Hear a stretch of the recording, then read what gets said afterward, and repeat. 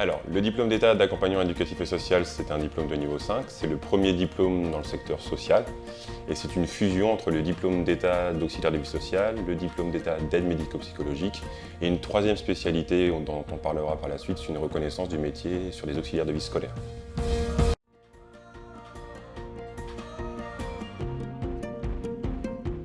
Dans le cadre d'un diplôme d'État, là, vous serez soumis à un concours d'entrée, écrit et oral, un écrit d'admissibilité d'1h30 portant sur 10 questions d'actualité et de culture générale autour du secteur, donc 10 questions à développer. Si vous avez la moyenne à l'écrit, vous serez ensuite convoqué pour l'oral d'admission, oral d'une trentaine de minutes, avec en face de vous un jury composé de deux personnes, un formateur et un professionnel du secteur.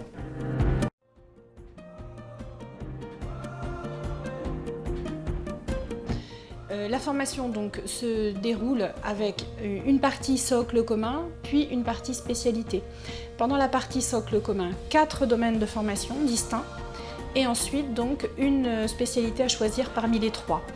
Les 3 spécialités: accompagnement à l'éducation inclusive et à la vie ordinaire, qui permettra aux personnes de travailler dans des structures ou dans en tout cas un accompagnement auprès d'enfants par exemple en situation de handicap telles que écoles, alors les écoles spécialisées, les classes type ULIS, CLIS, éventuellement instituts médico-éducatifs ou instituts thérapeutiques, éducatifs et pédagogiques.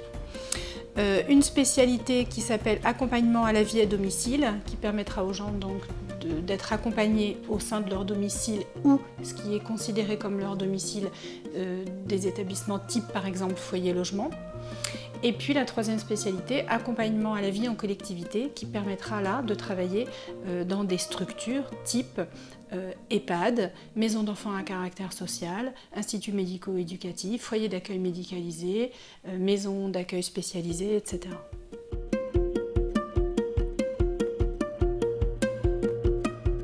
Donc quand vous entrez en formation, normalement vous avez déjà une idée de vers quelle spécialité vous souhaitez vous orienter, soit au regard de l'expérience professionnelle déjà acquise, soit au regard des centres d'intérêt. Et lors de l'entrée en formation, vous avez 2 jours pour choisir de façon définitive la spécialité vers laquelle vous souhaitez vous orienter. Pour ça, on vous aide dans vos choix en faisant intervenir différents professionnels du secteur qui vous parleront des métiers, des structures, de façon à vous aider à faire votre choix définitif, puisque j'insiste sur le fait que ce choix il est définitif dès les premiers jours d'entrée en formation.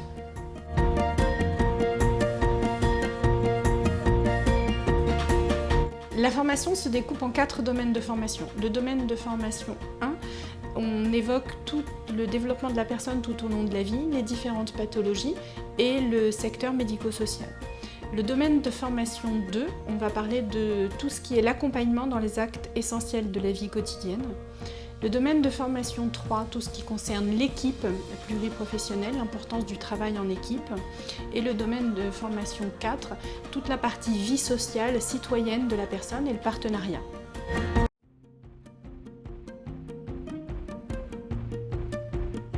Les modules de spécialité sont, eux, accessibles à toute personne déjà titulaire soit du diplôme d'État d'auxiliaire de vie sociale, soit du diplôme d'État d'aide médico-psychologique, soit de la mention complémentaire d'aide à domicile. Si vous avez un de ces 3 diplômes, vous entrez de droit en formation, c'est-à-dire sans avoir passé les sélections au préalable. À partir de ce moment-là, la formation elle se déroule donc sur 3 mois, 147 heures de formation théorique et 175 heures de temps de stage. La partie spécialité se déroule à partir de septembre et elle dure jusqu'au mois de décembre.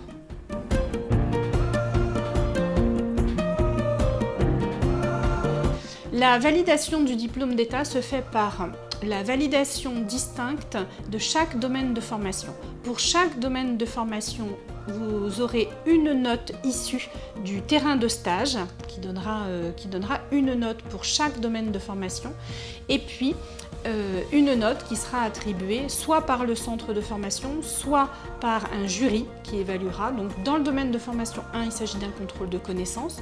Par exemple, pour le domaine de formation 2, il s'agit de la rédaction d'un dossier de pratique professionnelle qui sera noté par un jury.